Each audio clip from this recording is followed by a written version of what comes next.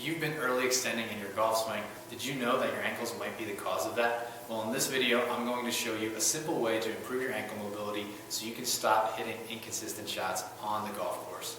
What's going on, everyone? I'm Joe O from Pure Drive Physio and Performance. I'm a physical therapist and strength coach who works specifically with golfers to improve their bodies so that they can play the best golf of their life and be their best off the course as well. If you haven't watched my previous video on testing yourself to see if your ankles are the cause of your early extension, go ahead and click that link up above. Also, feel free to hit that subscribe button down below. That way you'll get notified as to when I have more and new videos coming out. So if you watched my previous video and you have limited ankle mobility, we're going to go into a really easy fix that will help you improve your ankle mobility so again that you can avoid that early extension in your golf swing. For the first step on improving your ankle mobility, we're going to relax some tissues along the back of your ankle and the shin bone along your calf, a little bit lower than the meaty part of your calf that everyone thinks about, but we're going to go a little bit lower and we're going to work on that area. So if you have one of these rollers, that is great. If you do not have one of these rollers, that's okay. Just use a golf club, just take the shaft of an iron or a wedge, and then you can do the same process basically, okay? So it's going to be easiest if you set up into this half-kneeling position, which is all this position is. You're going to take your roller or the shaft of your iron or wedge, and then you're going to just work on massaging the back of your calf here. And we're really going to try to go around in all the different areas. And this is where the meaty part of your calf is. We're going to be a little bit lower here. You can even still do up here on the meaty part of your calf. But I want you to really focus on this bottom part here as well. And so you're just going to go ahead and roll this, or just go up and down with the shaft of your club. And really just find some sore spots as you're doing this. The other thing that you can do as you're doing this is just go ahead and just lunge forward a little bit like we did in that test. And you're still going to just work on trying to find those sore spots and really just try to get those muscles to quote-unquote relax a little bit more so that you can improve some mobility, okay? And you can go lean back a little bit as well. You can just test out all different kinds of positions in this lunge here, okay? The big key is that you're trying to get around as well, and that you're on the meaty part of the muscles, and that you're making sure that you're not hitting any bones. It's pretty hard to hit some bones along here, but make sure that you're doing that. It's going to be a little uncomfortable. That's okay. We're looking for that, but it should be tolerable, okay?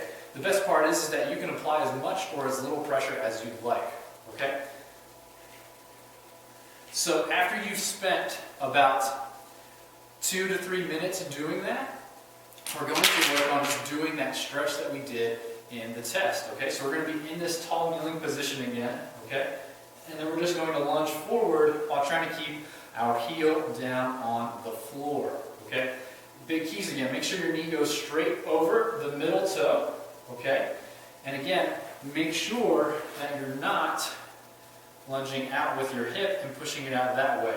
Again, pretend that you have a wall here, or definitely line yourself up right up against the wall. And then you're just going to make sure that you lunge forward over the middle of your foot, over that middle toe, okay? You should feel a stretch in the lower calf. Only go as far as your heel will allow. So again, if your heel lifts up as you're lunging forward, only go as far as that will allow. One thing that I like to do is I like to take my hand, and you can apply downward pressure to that to help keep that heel down as you're leaning forward. Another thing that you can do is apply some pressure on your hand here. That will help kind of give you a little bit more leverage as well, to just give you a little bit more of a stretch. Again, this should just be a stretching sensation and should be tolerable, and may have a little discomfort associated with it, but it should not be an intolerable pain. So the last part of the process is that we want to actively work that new range of motion as best as we can. So the best way to do that is you can sit down in a chair. Okay, if you have a small step like this, that would work great. You're just going to put that straight out in front of you. If not, just get some 2x4s, stack them up a little bit, or just a few books and stack them up, just so you can put the ball of your foot up on that step, and then your heel is just elevated up off of the ground. Now, the other thing that you're going to need is some sort of weight. It doesn't need to be super heavy, okay? It just depends on how strong you are. But what we're going to do is we're going to put our ball of our foot on that step, so our heel is hanging off the edge, right? And then we're going to let this come down, bring that heel to the floor as best we can, and then we're just going to press up as high as you can, and then just let it come down nice and slow. And then depending on how mobile your ankles are, you may need a little bit of a higher step if you have more mobility, or a smaller step just like this if you're not able to get your heel all the way down to the ground. There's going to be a point where you're not going to be able to get your heel down to the ground, and we're not necessarily looking for that in particular. We're just looking for your heel to drop below the level of the step, okay? But you're going to go ahead and press up, and then let it come down nice and slow.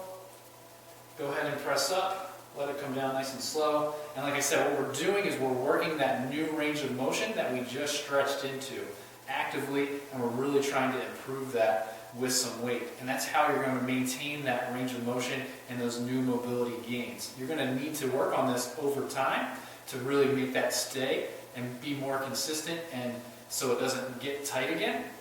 But if you're consistent with this and you just work on this process, it will get better, okay? And so when you're doing this, I would say you want to do about 3 sets of 15 to 20 of these ankle lifts, okay? And we're just going real slow. You probably want to take about a minute to 90 seconds rest in between each set, and that will be good for that day, okay? And like I said, you don't need a ton of weight for this. It's just going to depend on how strong you are and what you can tolerate.